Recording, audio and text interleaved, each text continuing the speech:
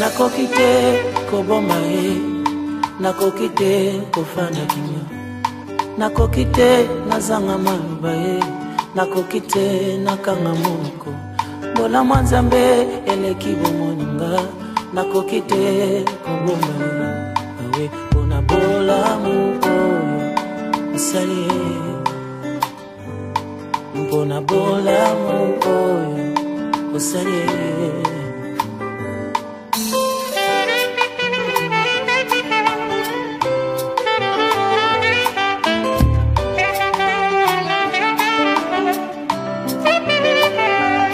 Nakoki te nafanda kimia, nakoki te nakanga monoko. Mbola mwa Nzambe elekelinga mosantu, nakoki te nazanga maloba. Akanisakanga ata nakanisi yete, Yesu nangao nazwa natalo yaya. Pona bolingo oyo namoni ye, mpona bolamu oyo osali ye.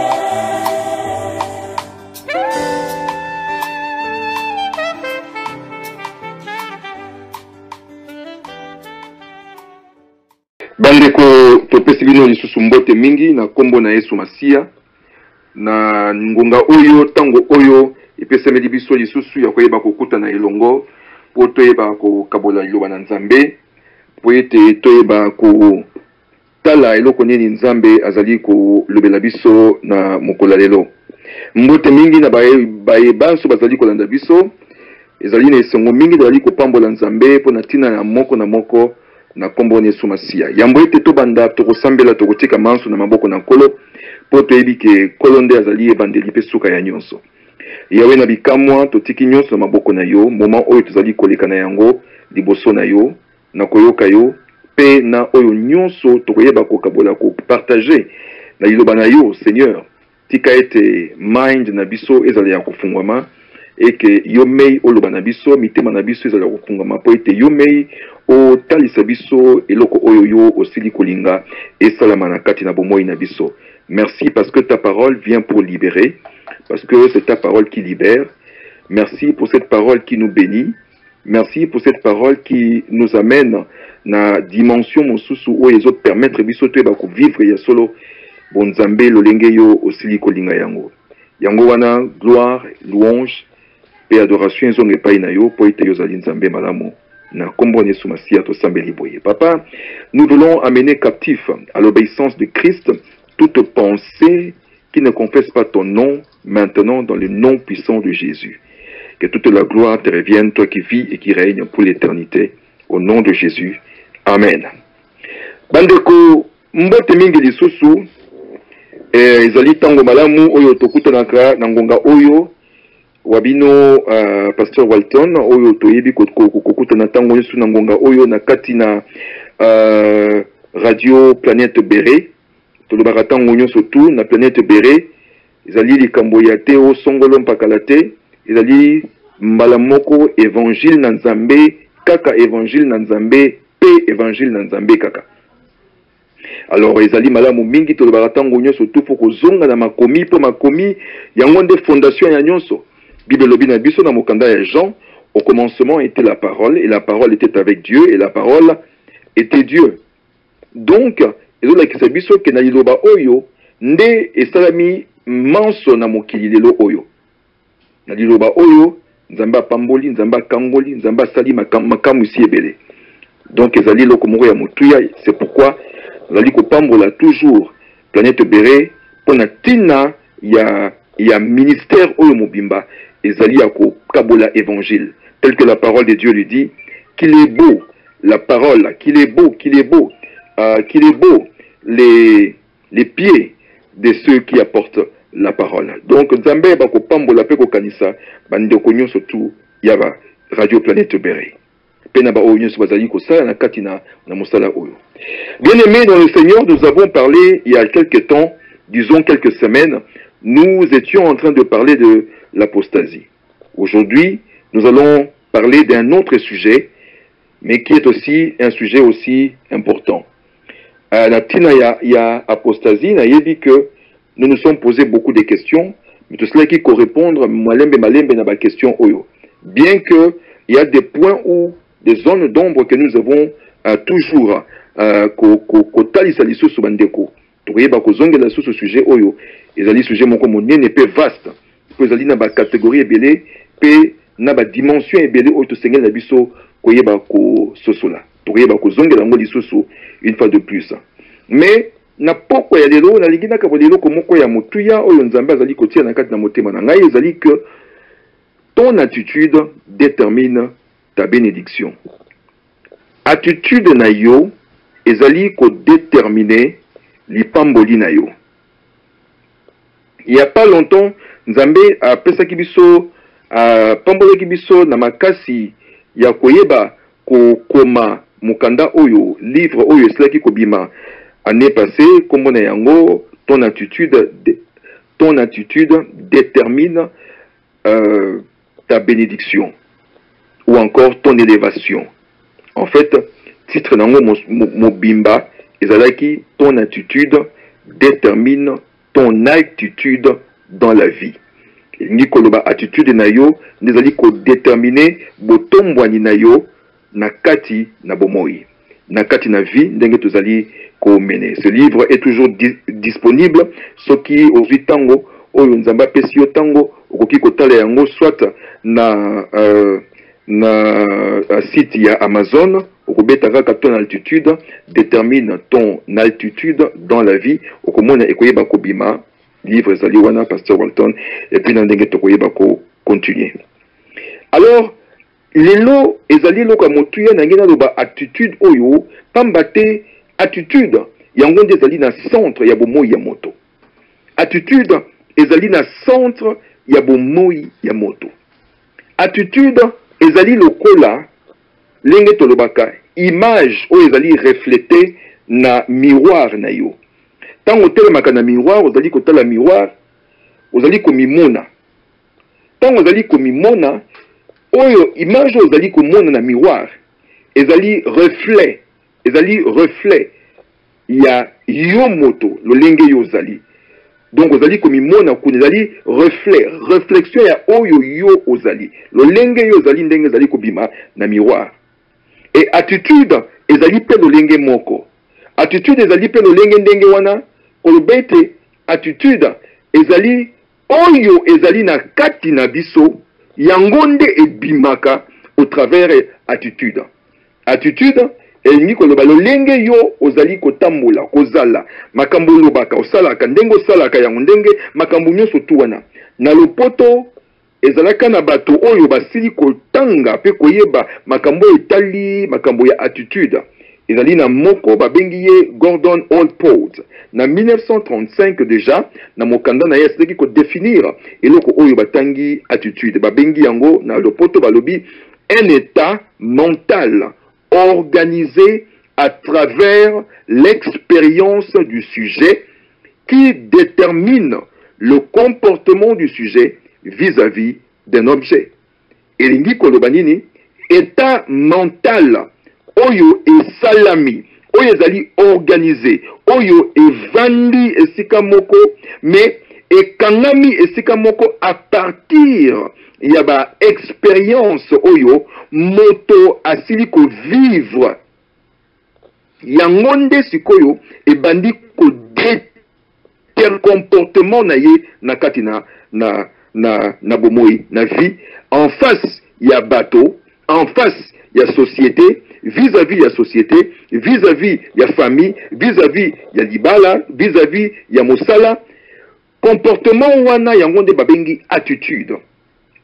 Et attitude ezali na centre ya vie ndenge na lobaki pambate na kati na famille ezali kambo ya attitude. Tomona kambala mingi balobaka oh yo mwana oyo aza malamu te azaka na attitude ya malamu te. Pona nini? Pona kati na famille soki relation na yo na baninga ezali malamu te ozala makambo kitoko te ok forcément eko baby sa relation na yo. Na kati na famille, na kati na bana, na kati na mosala pe soki attitude na yo ezali malamu te bako saki yo ndenge bangle balobaka bako bengana na mosala. Soki pe na kati na communauté soki attitude na yo ezali malamu te automatiquement bako bimisa yo pe libanda bato mingi bako lingate ko banda na yo elongo. Nazwa ndakisa moko soki attitude na yo ezalaka ntango nyonso tu lokola pe bapesa biso laika ekoma ofele soki attitude na yo ezalaka ntango nyonso tu kotonga baninga kobengaka kuna benge olobi ozwi likambo ya ndeko oyo oke kotika epai ya oyo ozwi likambo ya ndeko A oke kotika na epai ya ndeko B ozwi likambo ya ndeko C oke kotika na ndeko D songi bipai nyonso tu ntango yango ekoyebana moto nyonso akoyeba oyo azalaka nde boye attitude ezalaka nde ndengwana yende songi bokeba na ye bato bakomi kokeba kosala attention epai nyonso yo leki bato bakomi na bokebi tango mosusu komona pe bato balingi susu kosangana na yo te pamba te attitude na yo eza malamu te etango mosusu pe ezalaka pe moto mosusu omona alinga koswana mingi koswana tango nyonso epai nyonso yo kotia ye ifa swana na bato ifa swana na bandeko ifa swana na bakamarade ezali loko moko ya mabe attitude ezali na centre ya nyonso et soki esalami ndenge wana okomona même na kati na société bato bakomi kobanga yo bato bakomi kokima yo même na kati na communauté bato bakomi kokima yo namona bandeko ebele oyo bato mosusu balobi ete ye kozala na ye camarade te mpo azalaka na camarade te ye aswanisaka moto nyonso ye afingaka moto nyonso ye atumbolaka moto nyonso ye abundaka na moto nyonso namona bandeko oyo mosusu babengi mpe bana na nzambe bakretien me kobunda oyo ndeko aza na yango eza ya ndenge mosusu ezali kotalisa biso likambo ya attitude na kozongelaka yango mokolo mosusu soki nzambe apesi biso mpe na bomoi toyeba kokota su na kati na mozindo na likambo etali attitude donc attitude ezali bipai nyonso tu yango nde tolobi ezali un état mental organisé à travers l'expérience du sujet, expérience ya moto moko boye qui détermine le comportement du sujet. Yango nde sikoyo ezali ko déterminer ba expérience o moto à vivre et bandi tellement evandi ebimi ekomi komi monisama na liboso na bato. Na pesa yo exemple moi moke. Ezali na bandeko mosusu okoki kotambola na kati na bomoi okomona yango ndeko mosusu po azwa ba choc ebele na vie azwa ba choc ebele na vie azwa ba choc ba déception ebele na kati na vie ndeko oyo akomi bokebi akomi na bokebi moko makasi akomi très attentionné na makambo nyonso tu oyo ezali koleka nakutana na ndeko moko alobi na nga alobi pastor ngai na kobalaka lisusu te na tuni pona ya bi pastor mobali ya liboso a décevoir nga ya mibale a décevoir nga bongo na zo su mosusu aya susu kozokisa mwa ndambo ya motema na tikali na yango omoni ndeko mbala moko ba expérience oyo ye à vivre ba expérience oyo ye à vivre ba déception oyo ye à vivre et bandi ko dicter attitude na ye vis-à-vis na libala vis-à-vis ya bolingo nazongeli lisusu ndeko molingami okomona ke moto oyo po ete akoti to azwi ba déception ebele eko changer perception na ye lolenge ne akomona makambo par rapport ya bolingo to ya libala parce que azali kobanga ke mokolo mosusu moto mosusu ya misato aya ko décevoir ye okomona pe mbala mingi ndenge esalamaka mobali pe ndenge moko akoloba te nazwa ke mwasi oyo nazwi ya mibale me malamu te akomi kobanga. Donc attitude mbala moko est changée par rapport ya makambo oyo tozali komona. Alors ezali biloko oyo ezali kosalamaka na mokili lelo oyo ezala na kati na communauté ezala na kati na etonga na nzambe to na kati na biso bana na nzambe attitude na biso ezali important na modèle ya kosakana te ezali important penza ya kosakana te tika na talisa yo ba statistique oyo esalami basali ba statistique elingi koloba basali ba mwa ba étude ba ekomona que makambo ebele ezali kosalama bien sûr eza dû na attitude mais ezali yango nde epesi mwa motuya moko boye na likambo moko songolo nakende na ba exemple selon ba statistique balobi mauvaise attitude ya mabe mauvaise attitude ezali responsable ya 75% d'échecs personnels na kati na vie.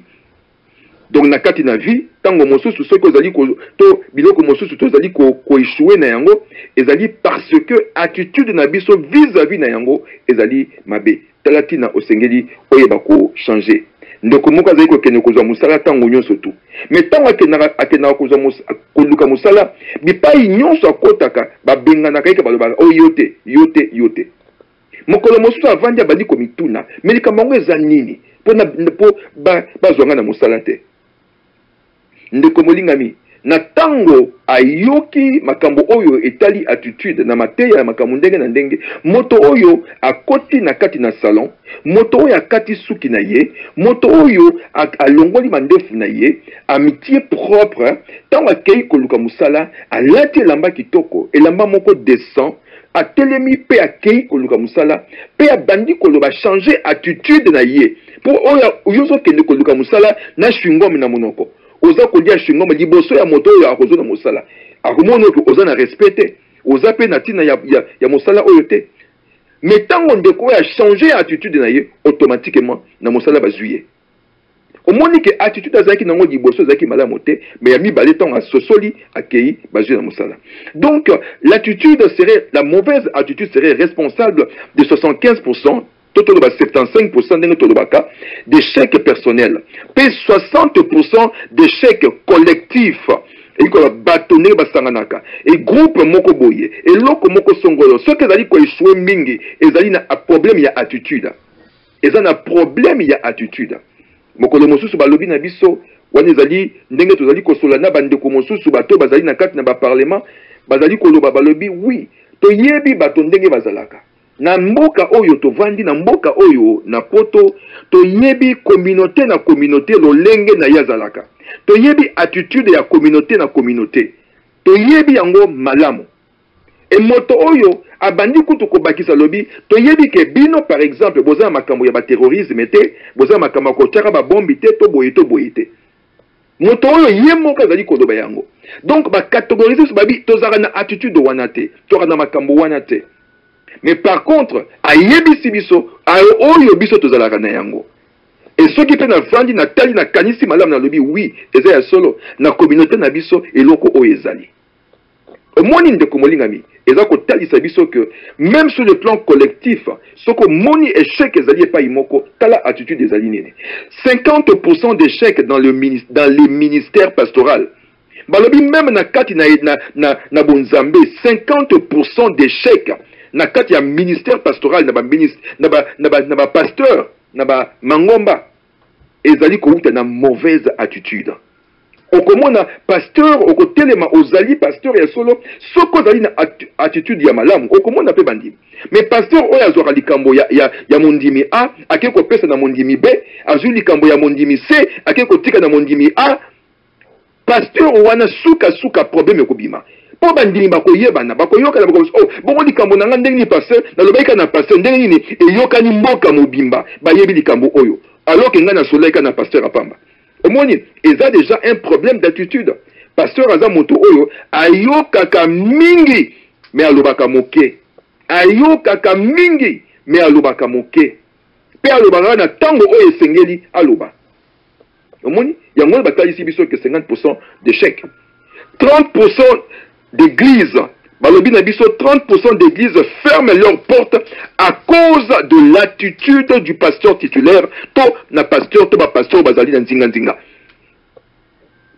30% ya ba église et kangi ba porte na yango à cause ya attitude, soit ya pasteur soit ya ba kambi. Attitude wana na otanga kombote mais to yebi biso moko to yebi ba exemple oyo toza nango na kati na communauté. Soko landi na kati na communauté ko mona ba exemple oyo epesa meli biso oyo to moni makambo ndenge ni eleki na kati na ba etonga na kati na ba église oyo ekangami lelo oyo ba pasteur oyo bitumbe bimi makambo oyo to ndenge nani à cause ya attitude. Ezalaka na kati na Londres awa te mais ali pe na bamboka mosusu epai mosusu na mona oyo epai ba pasteur mibale ba bundi likolo na chair liboso ya mabonza to bato bakeko bunda lisusu na libanda po oyo kuna lobaki oyo alobaki.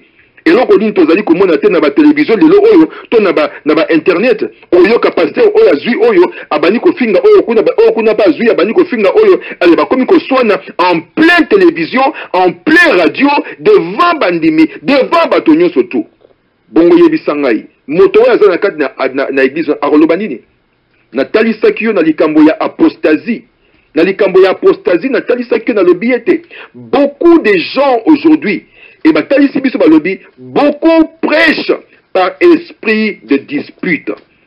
Beaucoup prêchent par esprit de dispute. Yango nde tozali koloba lisusu ezali un problème d'attitude. Moto azali lolenga azali wana bongwama te. Alléluia. Ndenge bazali koloba na biso 30% d'église ezali fermée à cause de l'attitude. Yabakambi. 80% des chrétiens. Yokanga malamu ndeko molingami. Nakanisi ata oyo yo moko kuti ko vérifier yango. 80% des chrétiens quittent ou changent d'église à cause de l'attitude. Alors, à cause de l'attitude. Donc, ils ont dit, et l'oko moko oyo, et sengeli vraiment que ça, attention pour Nayango. Balobi na biso balobi 80% des chrétiens quittent ou changent d'église à cause de l'attitude, soit du pasteur, soit des bakambi, soit même des membres. Et ceux qui peuvent ok na ba entreprise, na ba compagnie, balobi na biso 100% des licenciements dans les entreprises sont beaucoup plus dus sur 100%. Sur 100% des licenciements dans les entreprises, 70%, donc 70% sont dus aux mauvaises attitudes. Alors, talisa, alors ce que tali yango kumoneke, attitude, ezali na kati ya eloko nyonso oyo tozali kosala na kati na vie. Oyebi ndeko molingami, motakoki koyoka maloba na yo, to lolenge maloba oyo lobi. Mais eloko oyo ye kotika nango akotala yango plus ezali nde ba geste na yo. Lolengo ezali kolobele yango, lolengo ezali kosala. Pour attitude ezali nde yango wana. Maloba ya pamba ekokite, attitude ezali kozwa nyonso oyo ya moto. Ezala na comportement na maloba, lolenge dini yo ezali koloba, lolenge dini ezali ko répondre na baninga. Na français na lopoto, ton attitude est une réponse à ton environnement. Attitude na yo ezali réponse ya environnement na yo. Et pas yo vandi. Le lenge yo ezali ko react, ko agir. Ezali réponse monene par rapport ya esika yo vandi. Et senge na ko yeba que ton succès ou ton échec dépend de cette réponse, de cette attitude là. De comment tu fais. Ah oui. Et moto oyo ezali na attitude ya mabe. Automatiquement de komolinga mitika na yebisayo na mokolo ya lelo. La mauvaise attitude est une auto-prophétie qui prédit l'échec. Quand on a une attitude yamabe, on peut prédire l'échec à Batubélé. Ainsi même dans un groupe, même dans un groupe, celui qui affiche une mauvaise attitude est un voleur qui vole la potentialité, la performance, le moral et souvent même le succès du groupe. Ce qui n'a qu'à dire groupe motomoka une attitude amabe à cause de que a freiner bino, a ralentir bino, moyen pour progresser, il bosse ezalité à kokangisa bino. Donc moninga mi ba na Israël ba bibi na Égypte bazali ko tambola bazana kati na désert. Bible lobi na biso que Aaron na Miriam ba telemi bali ko loba ko tonga neni Moïse. Bible lobi na biso que na tango ba tongi baza koloba est-ce que yemo comme tayokaka aki kobala mwasi soki mwasi ya wapi et tout ça. Alors finalement nzamba tomboki nzamba lobi na banga lobi keba abina batonye sur lobaka ndonga mena Moïse na lobaka ngai moko. Alors bo keba bo simba moto na ngai te. Alors pona yango a frappé bango lèpre. Miriam azui lèpre oyo selon mibeko il faut batia di banda ya camp. Balongole batia libande ya kan normalement na biseka mosusu bato ba kotambola na bango bakei batiki ye toka kokufa akufa ye moko mais eloko nini salami balongoli batia libanda ya kan avandi kuna au moins 7 jours nyonso wana esali nini et ralentir progression ya groupe mobimba ya tribu mobimba ya bato mobimba et ralentir la progression na bango à cause ya motomoko pour attitude na ezaki mabezaki ya kotonga ya kofinga omoni lolenge nini ndeko molingami attitude salaka yango na lobi que celui dans un groupe a une mauvaise attitude, c'est un voleur, C'est un voleur qui vole la potentialité des gens, la potentialité des autres, la performance des autres. Il vole également le moral des autres. Et il vole même le succès des autres. C'est pourquoi il faut faire très attention toujours. Dans l'Italie, attitude. Attitude, ndokomolingami. Ce qui est attitude, nazali kotali sayo makambo oyo. Pour être tango na koya ko exemple moko précis, on peut comprendre que nazali koloba boye. Attitude. Ezali loko moko ya mutuya. Et loko oyo to wuti ko tanga to lobi ezali un état mental organisé à partir de l'expérience. Ba expérience dini moto oyo azali ko vivre. Attitude ezali formée à partir de l'expérience. Ba expérience ezali ebele. Ba crise d'identité. Crise d'identité. Bato mosusu ba yebite lo azanani na vie. Pour ceux qui ont yebite ozali nani, to na kati na bonzambe ozali nani. Le kolo yebite okosala n'importe quoi. Ba blessure intérieure. Ba blessure intérieure ezala pe problème na kati na biso. Yango pe changeaka attitude na biso. Na pesio exemple ya mwana mwasi oyo azu mobali liboso a décevoir ye, ya mibali a décevoir ye, mbala misa to binga na kobala susu te na bana nana. Pona nini? Pour ba blessure intérieure et changer comportement na ye vis-à-vis ya likambo etali libala. Ba croyance et les opinions, yango pe changeaka attitude na biso. Ba croyance na biso est différent. Croyance ya musulman na ya yo eza ndenge moko te. Musulman croyance des alliés que ceux qui a bomi chrétien ya kelo la. Ayebite ka okende tout droit na lifelo. Mais chrétien bibelobi na biso ngai na ko bomate. Chrétien bibelobi na ngai non linga moto. Au moins ba croyance ezali différent et ba croyance ezali ko tinda biso to une attitude moko différente. Ba opinion ya bato pe. Ko bato ebele ba changer bato makambo. Ba opinion ya bato. Natala mokolo mosusu, natala kambala mingi. Bandeko bakendaka kovanda na kati na ba salon de coiffure. Ovandi na kati ya salon de coiffure. Ovandi kuna ozali kokata suki te, osombi pe loko te, masolo na masolo. Masolo na masolo. Et na kati esika na owani ezali esika ya moninga aye ko sala mosala na ye. Mais yo ye ko telemela ye wana. Pona nini?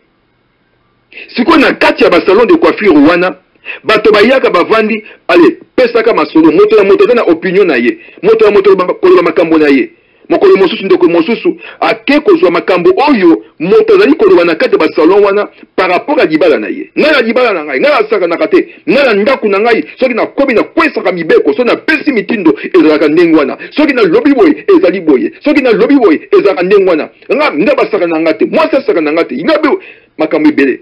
Tonga zongi ndoko mosusu ezaki pembeni ayoka maloba oyo azonga na ndako. Akoma na ndako mbala moko, akwesa mbano mbala moko.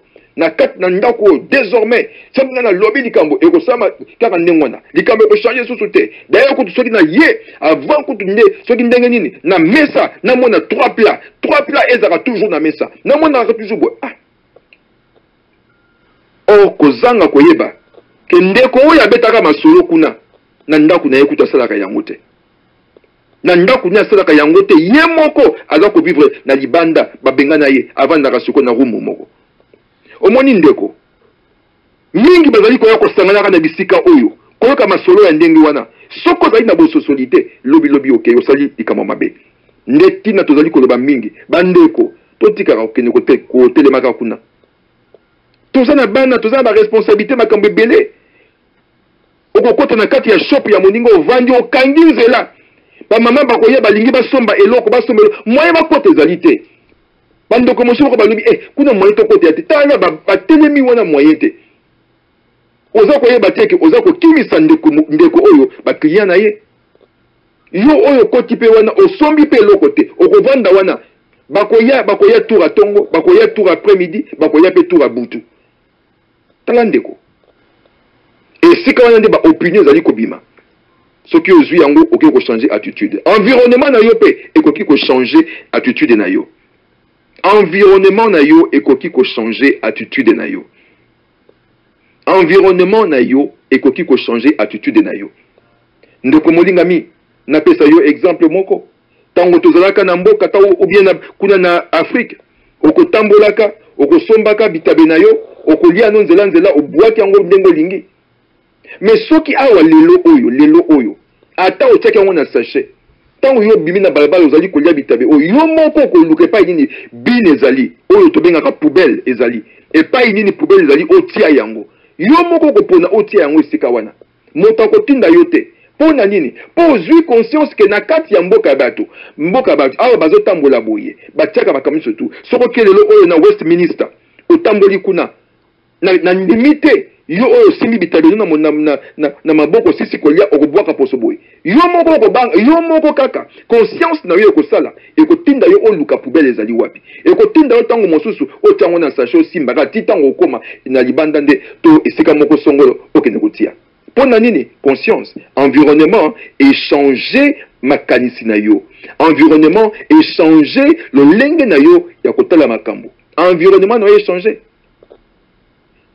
nazwa pe exemple mosusu ntango ya kala na mboka kuna na Afrika osi omona epai oyo tolobi eke no ok tobengi mbila aye abimisa papa to abimisa mama bapesa ye 100 mètres to 100 mètres ezalaka te mais na mboka oyo environnement échanger makanisi ya bato bakomi kosalela ezali makambo ebele tokozongelaka yango moko na moko ndeko molingami selon lolenge nzambe akopesa biso makasi na kati ya point moko na moko kasi nalingi nasuka nanu esika oyo po ete nalakisa yo mpo na nini likambo ezali koloba ya attitude ezali ya motuya ton attitude peut ouvrir ou fermer les portes de ta bénédiction tala ntina oyo nazali koloba likambo oyo attitude na yo ekoki kofungola mpe kokanga baporte ya lipamboli na yo tika nazwa exemple moko ya motuya na mokanda ya Luc chapitre 22 soki tokei na Luc chapitre 22 ezali na lisolo moko ndeko molingami nalingi otala yango avec beaucoup na kimia nyonso tu opina beaucoup de sérieux. Luc chapitre 22 tokotanga ba verset mibale tona loba misato mais nde na sima tokoyeba ko comparer ba verset oyo mibale kata chapitre moko wana verset ya liboso ezali na verset 3 na verset 3 Bible lobi na biso or Satan entra dans Judas surnommé Iscariote qui était du nombre des 12. Wana ezali verset na biso ya liboso verset 3 Luc 22. Or Satan entra dans Judas surnommé Iscariote qui était du nombre des 12. Donc autant la deuxième verset, dans verset 31, puis dans verset 32. Totanga yamona kombona Yesu, verset 31, le Seigneur dit, Simon, Simon, Satan vous a réclamé pour vous cribler comme le froment. Verset 32.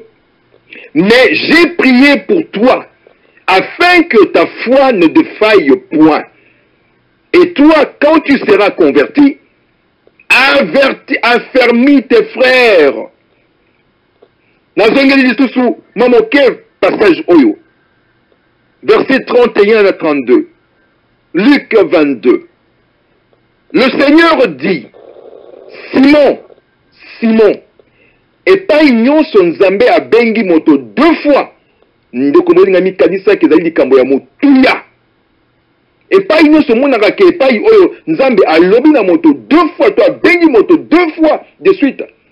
Et niko ba ke likambo ya motuya ezali wana.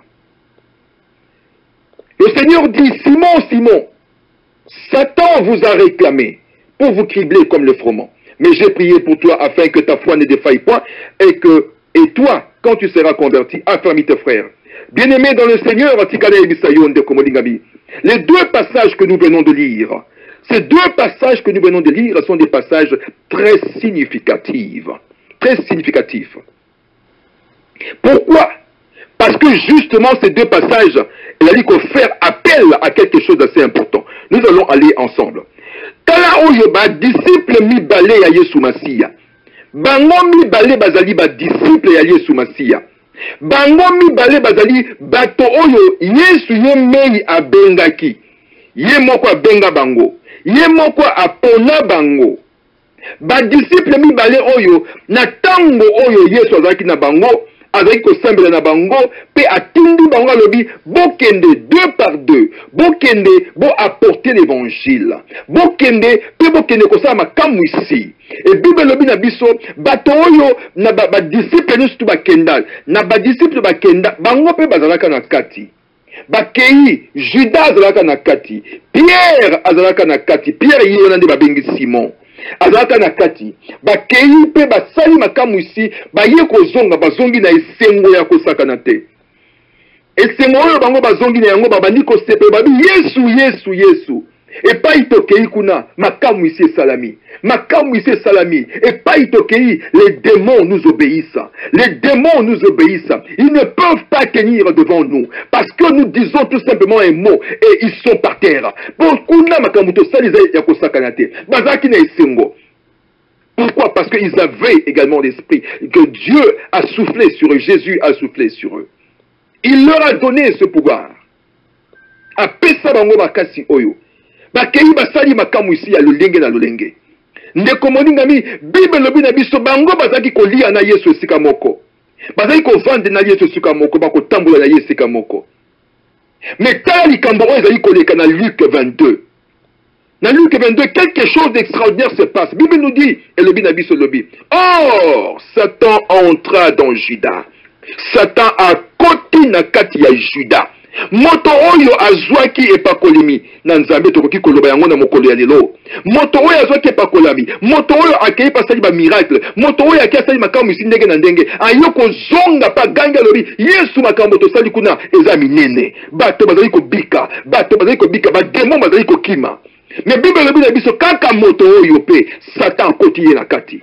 Oh ndeko molinga bi na lingi otala likambo yo, na lingi sosola, na lingi totanga Biblia lokolo otanga ozotanga mokanda journal de Sano ou bien Daily Mail. Ozali ko tanga mokanda oyo ezali na ba révélation, pe na ba inspiration oyo Nzambe azali ko pesa. Comment motuna na biso kozala lelo oyo pona nini pe comment moto oyo azalaka na Yesu Masiya, moto oyo akenda pasali makamu ici, Bible lobi na biso Satan akotiye lolenge nini? Ce que tali malamu okomona eke Bible lobi na biso na stimalisation c'est lobi que na verset 31 oyo to wuti kotanga balobi Simon Satan non seulement a koti Pierre a ye lisusu a kota lisusu et pas na Pierre a réclamé Bible lobi na biso a réclamé donc a sengi lobi ngai il faut na zwa Pierre il faut na zwa Petro ata ndenge nini il faut na zwaye. Mais Yesu alobi likambo nini?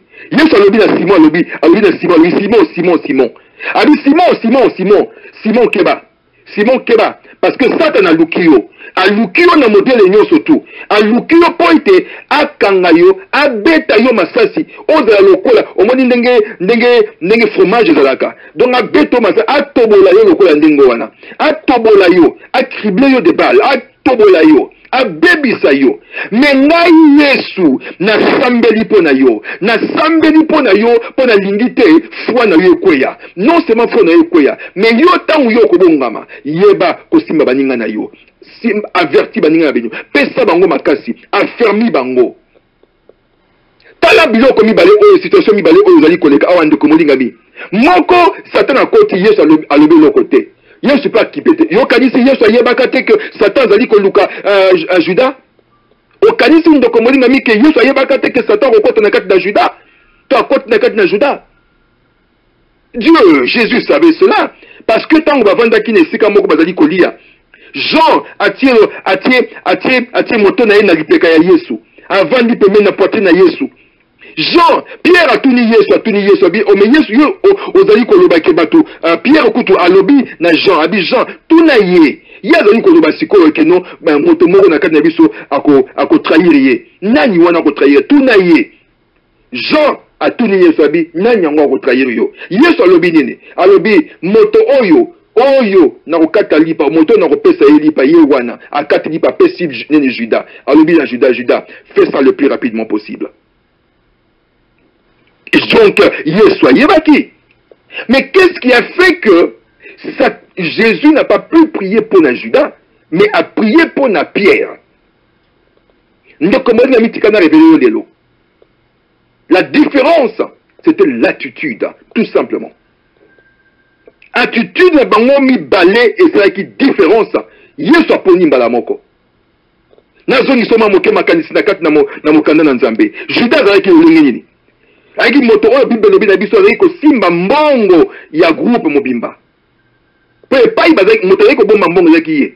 Mais Bible lobi na kati wana azali ko tia misapi. Donc azali ko salela yango pona ba besoin na ye moko. Azali ko zwa mbongo wana pona ba besoin na ye moko. En d'autres termes azali ko yiba mbongo wana pona ba besoin na ye moko. Mais non seulement cela, motema na ye pesa ki droite liboso na Nzambe. Pona nini po mokolo oyo Yesu avandi mwana mwasi oyo ye na mafuta oyo na malasi oyo ya motuya apasoli yango asopi yango liboso na Yesu na makolo. Abani pe ko pangusa Yesu. Na suki na ye Judas moto liboso abani koloba. Oh, ndenge nini ozozwa mafuta nini parfum ya ozo bebisa.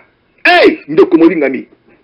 Moto oyo azwi malasi oyo azosopango na makolo ya Yesu yo lobaki no azobebisa yango oyo toyei kozwa yango toteki mpo tozwa mbongo tosalisa babola oyo kutu bino lobi azalaki kutu na makanisi ya babola te azalaki na kokanisa te babola te me motema na ye nde ezalaki mabe motema nde ezalaki mabe motema nde ezalaki droit te liboso na Nzambe makambo nyonso wana ezali komonana attitude nde ezalaki malamu te azalaki na attitude moko kitoko te. Mais par contre, ce que baluke zongi lisusu oke kotala Pierre. Oh, ce que oke kotala Pierre ndeko na ngai.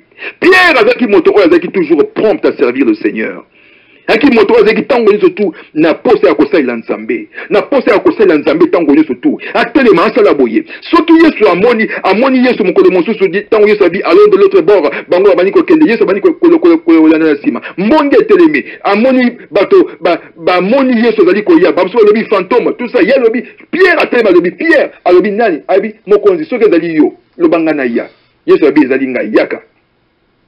Pierre akiti mbala moko abani kotambola na kati na mai tie eloko oyo ebangisaki vague eleki makasi alongoli miso na ye epai na Yesu abandi kotala na se abandi kotala wapi na mai yango wana ntango mosusu ndeko molingami kolinga te otala bacirconstance oyo ezali etour na yo po bacirconstance ezali autour na yo yango nde ekobebisa makanisi na yo po soki otali bacirconstance oyo ndeko molingami okofele makasi mais soki otali ke bacirconstance ezali mais yo okangisi miso na yo epai na Yesu Masiya nde epai yo komona libiki na koya nde pas yo parce que nous surtout ndeko molingami environnement na yo za monene koleka Yesu te environnement na yo za monene koleka Yesu te makasi problème to nini eza monene koleka Yesu te et sengelo ta miso na yo pa na Yesu et loko ya motu ya ndeko molingami que Yesu tangu Jean telemi Pierre plutôt Pierre a telemi mbala moko abani ko tambo na mai azaka na bato nyoso tu bango Yesu bazaki ndenge moko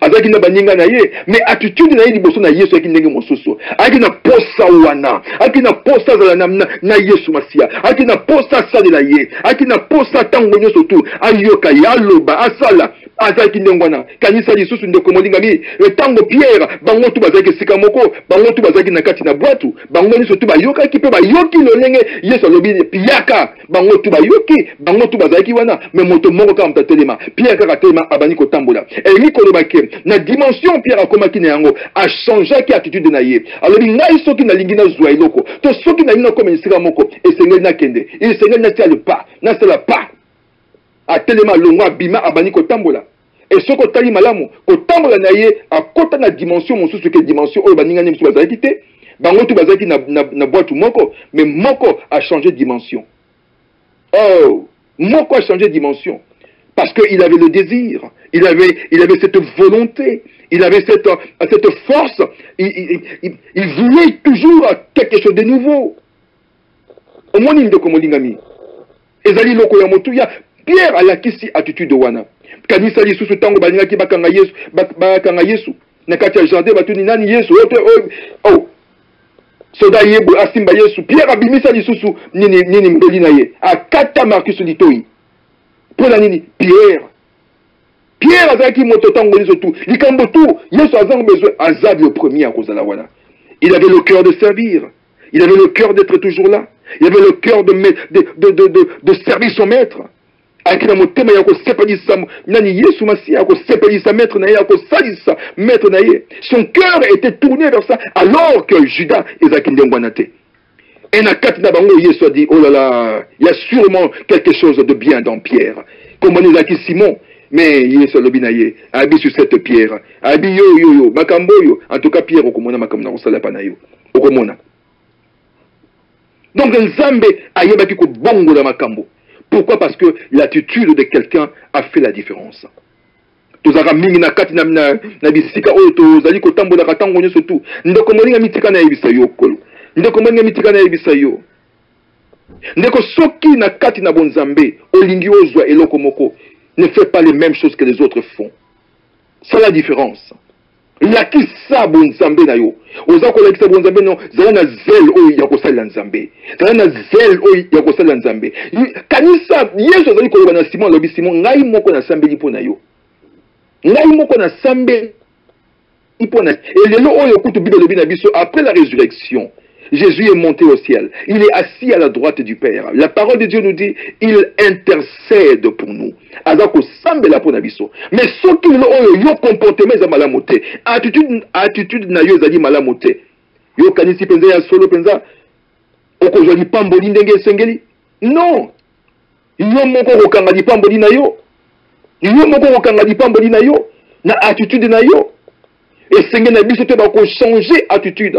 Cause na attitude moko oyo ya ko servir. O to bengaka ready to serve. Et yo ba te prêt à servir. Tango yo tous na posa ya ko salila, ya ko servir, ya ko servir.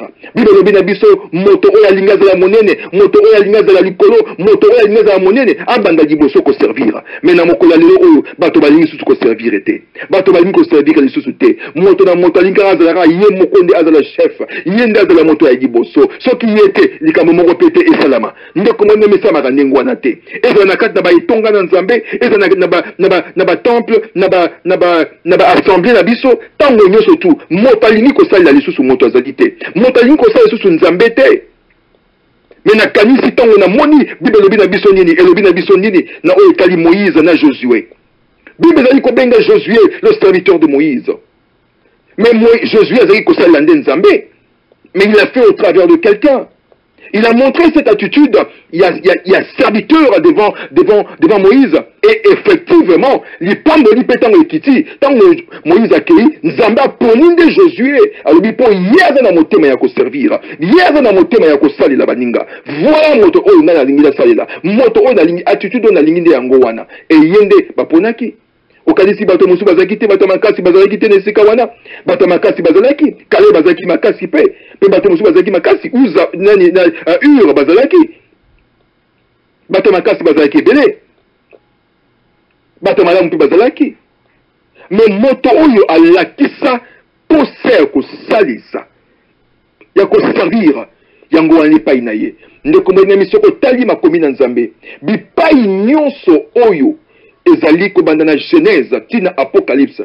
Moto oyo akangama na Nzambe ko sala Nzambe pe na attitude ya malamu na motema na ye droit, moto oyo azwa toujours lipamboli. Moto oyo asimba toujours lipamboli. Ndeko mwana mina pesa yo exemple moko, Eli na Élisée. Eli tango azwi Élisée azali ko sala déjà abani ko sala nini Eli ko zali tango ni surtout.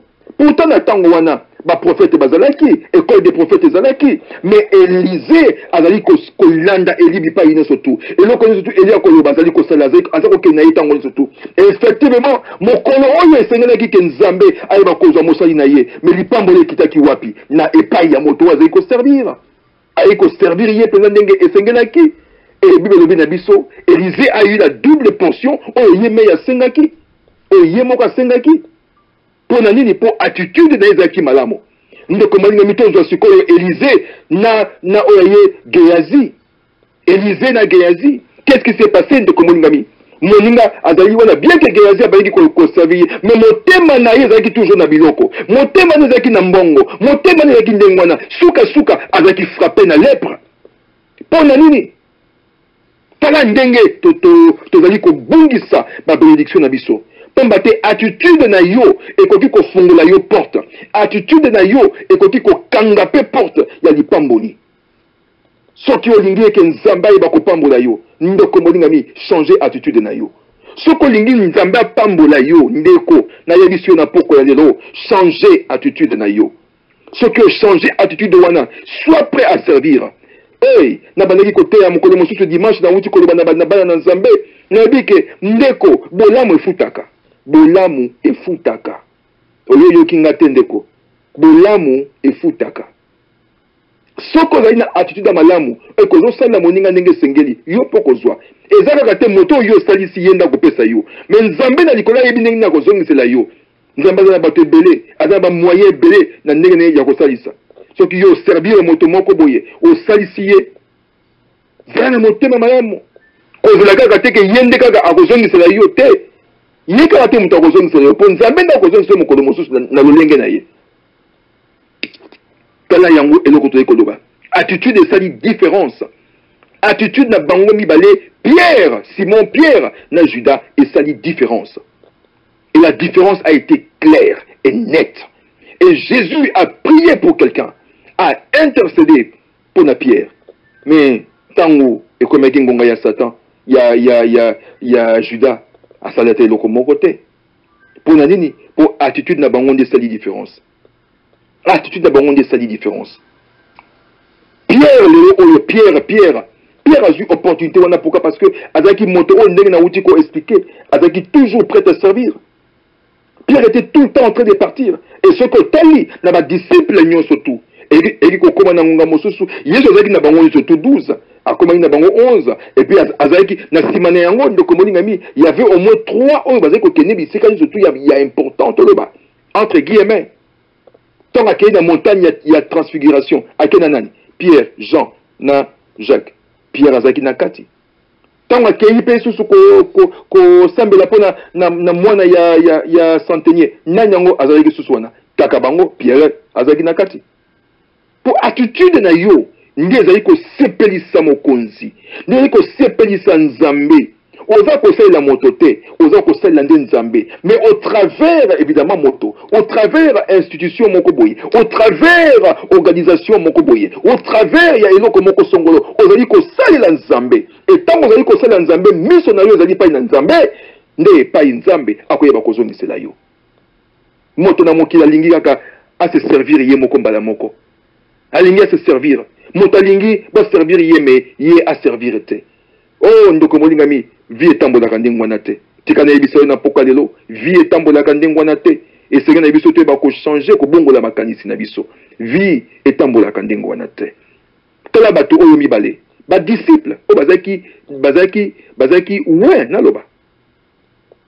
Mais moko da bango Satan koti. Tika na fongola fenêtre moko lisusu ndoko molinga mi. Na bango mibale bato oyo bazalaki ouais bato oyo basali ba miracle bato oyo bakei basali bavandi balie na Yesu mais moko na bango Satan akoti ye ezali kotalisa biso ndeko même ata na mokili na mokola lelo tozali na bato oyo bazali kotambola na bakombo ya kolobaka te ngai nazali kingandi ngai évangéliste ngai pasteur ngai bishop ngai prophète apôtre soki nani mais mingi ndeko molingami bakoma kotambola kaka na l'ancienne gloire.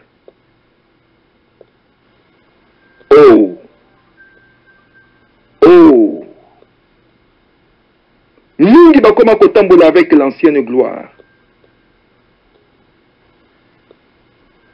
koloba ete po ete kombo asala kombo yo kanisi toujours azali lolenge wana.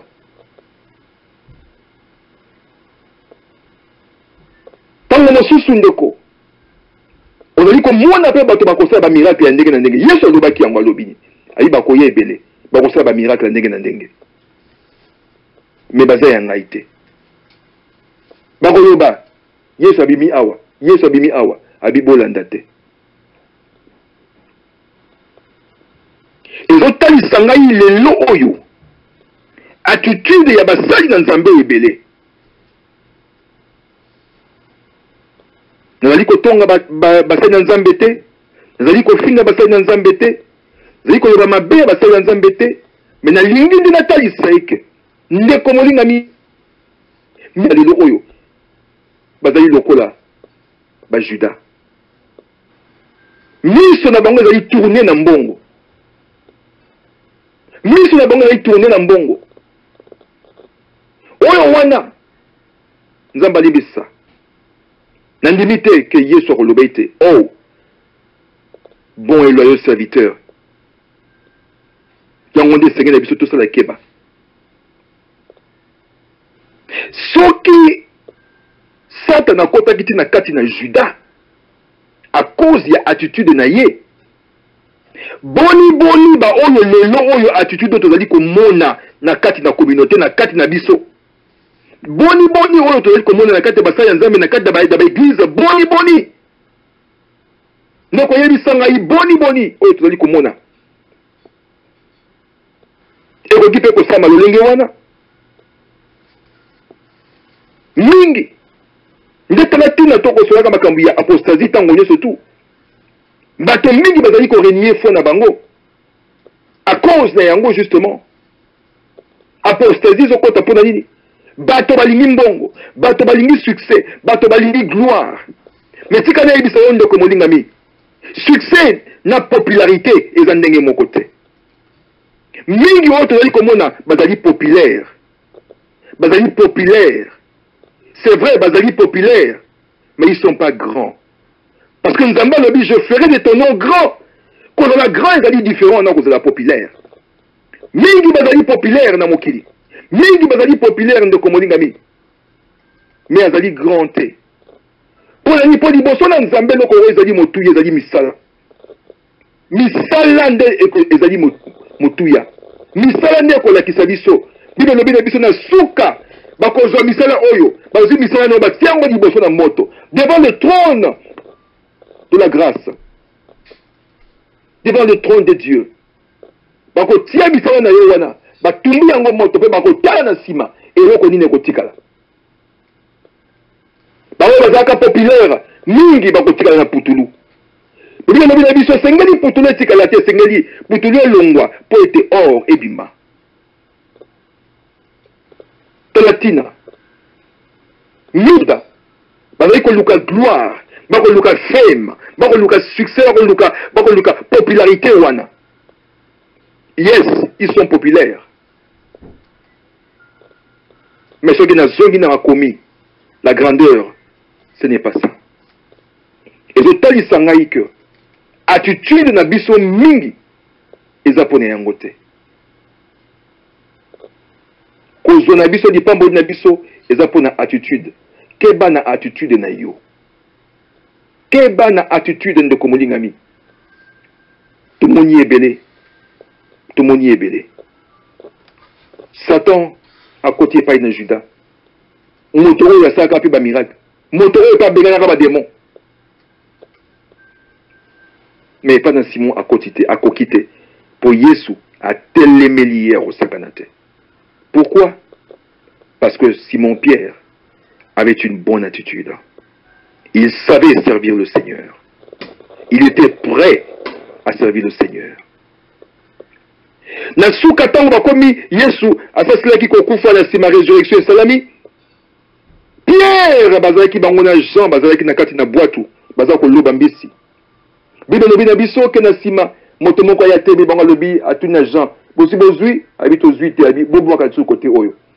Ba boitu lisusu côté wana mbisi etondi na kati ya filet moi babenda ngo susu ezali te. Pierre, Jean abaluki atali Pierre, alobi na Pierre alobi Pierre, oyo wana c'est le maître. Ezali Yesu ye wana. Abi Yesu ye wana. Pierre alobate loko moko te mbala moko lata bilamba bois abibwaki na mai. Parce que alobi alingi te mokonzi ya mona ye lolenge boye. Lolenge azalaki. Azalaki bolumbu te, mais azalaki na bilamba ndenge azalaka mais torse nu. Torse nu po tango ya kala tango bazoki ne ko péché, boko lata biso to ko benga ngo kilote be yango ezalaki lokola forme ya lingwanda jupe moko boye ya ndenge wana. Ezali contraire ya bato oyo bazali koya ko terra bato na ba internet ko lobaki no Pierre azalaki bolumbu to ke bande ko molingami na ba fausses enseignements, ba faux enseignements na bato bazo ko tonisa ba hérésie na kati na mokili. Pierre aligaki te mokonzi monelo lenge nengwana parce que il avait cette admiration bien sûr, mais alingi a honoré Nzambe na ye. Boni biso pe lelo oyo mwana na Nzambe tambola kitoko liboso na Nzambe, lata malamu liboso na Nzambe, tokozongelaka makambo nyonso oyo. Ndoko moninga mi tokomi na suka ya matia na biso na kati awa po ete tango na biso esili kokoka mokolo mosusu soki Nzambe apesi biso makasi tokoyeba kozonga lisusu comme tokutanaka chaque lundi, tokoyeba kokabola lisusu liloba na Nzambe. Pona nini te to continuer susu attitude oyo, toko continuer attitude oyo na kotalisa yo ndeko moninga mi. Pona nini crise d'identité, pona nini les blessures intérieures, na kotalisa yo les croyances et les opinions, pe na kotalisa yo l'environnement, le lenge nini oyo nyonso ezali ko former attitude na biso. Pe na kotalisa yo au travers ya makomi na Nzambe, po tokenaka pa mosusu te. La Bible est simplement la Bible. Yango ndi pa ito kotalisa le lenge ni makambo ezali koleka. Nzamba pambola moko na moko, Nzamba kumisama, Nzambe a pambola biso batoyo tosili koyoka pe kozala elongo na kati na radio Bere pe na bandeko nyonso bazali kosalisa biso po na kati ya mosala oyo. Nzamba kumisama. Seigneur, je voudrais remettre entre tes mains chacun d'entre nous, Seigneur. Je prie que tu étendes ta main sur chacun. Bénis-les, Seigneur, et continue cet enseignement, Seigneur, dans la vie de tout un chacun. Et que le kumon kembo pe masanjo liezonge pa inayo na kombo nesu masia. Amen.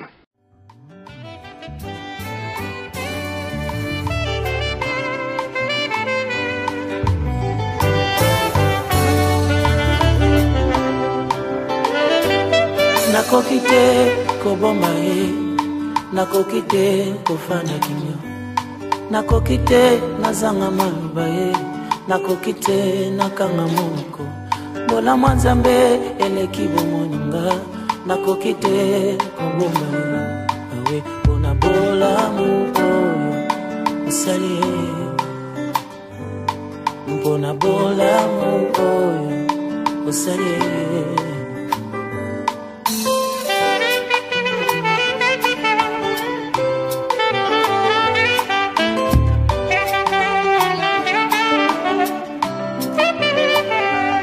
nakokite nafana kimya, nakokite nakanga monoko, bola mwanzambe.